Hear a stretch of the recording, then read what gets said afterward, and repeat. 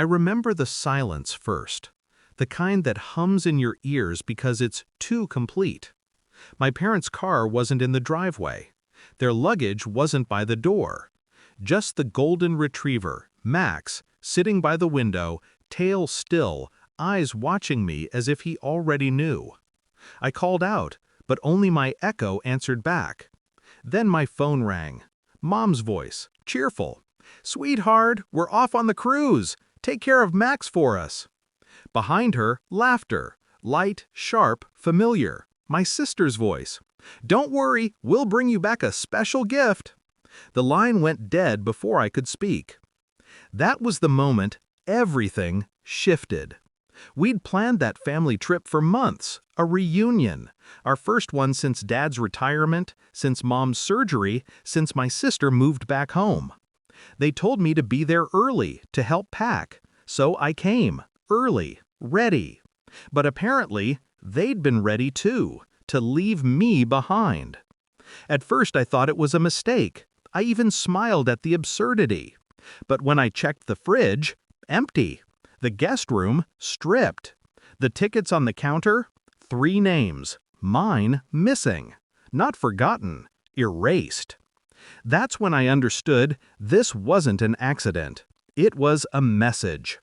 My sister had always been the favorite, the golden child. Perfect grades, perfect smile. I was the quiet one, the one who fixed things in the background, the one who never complained when she took credit. It started with little betrayals. My idea for Dad's business proposal, she pitched it first. My savings for Mom's surgery, she borrowed them. And every time I confronted her, she smiled. "Don't be dramatic, it's family." But the cruise? That was different. It wasn't selfishness, it was exclusion, it was control, and it was my breaking point. I didn't scream, I didn't send messages, I just sat down on the couch, Max's head on my knee, and began to plan. Revenge doesn't start with rage, it starts with clarity. While they were somewhere on a sunlit deck sipping cocktails, I began to rearrange the world they thought they owned. First, the house. It wasn't technically theirs. After Dad's last health scare, he'd asked me to handle the estate. I drafted the documents myself, ensuring every signature passed through my hands. A few legal adjustments, a signature or two, and the deed shifted. Not to my name. No, that would be too obvious. I placed it under a trust, one tied to an animal welfare fund, Max's fund. The golden retriever now technically owned the house. Second, the finances. My sister's investment firm ran through Dad's accounts. I'd noticed inconsistencies, numbers that didn't match, transfers she hoped no one would see. I compiled everything. Quietly, efficiently. When they returned, there'd be audits waiting. Not accusations, just questions. Questions that open doors no one wants opened. And third, the home itself. I didn't destroy anything. I transformed it.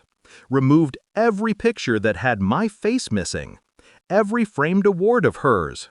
Every photo where they smiled together and I stood slightly to the side. I replaced them with blank frames, empty reminders. They came home a week later. I heard the car before I saw it. Laughter, suitcases rolling on gravel.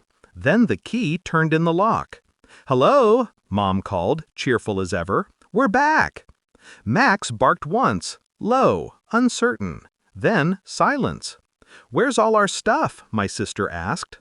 I stepped from the hallway. Calm, clean, every light on. "Welcome home," I said. Their eyes darted around, to the empty walls, the missing photos, the faint smell of new paint. My sister's smile faltered first. "What did you do?" she whispered. "Nothing," I said. "Just rearranged things. Made it honest." Dad looked at me, confusion turning to something else. Guilt. Maybe realization. "Your house?" I said, tilting my head. "Actually, it's Max's now. His trust owns it. I just take care of him." Mom laughed nervously. "Don't joke like that." "It's not a joke." I slid the folder across the counter. "Here's the deed and the audit notices. You might want to call your accountant, sis. They'll have questions." She opened it, scanned the pages, and went pale. "That's impossible." "Nothing's impossible," I said softly. "You taught me that." They all froze when Max growled. It wasn't loud, just enough to echo through the empty house. I picked up my bag. "You left me behind once. I just returned the favor." I walked past them, through the doorway, into the morning light. Behind me, I heard my mother call my name, small, broken. I didn't turn around. It's been 6 months. They sold the house to pay for the legal mess. My sister's business folded. Mom and Dad moved into a smaller place near the coast. Sometimes I visit Max. He still tilts his head when he sees me, as if remembering that quiet morning when everything changed. Do I regret it? No.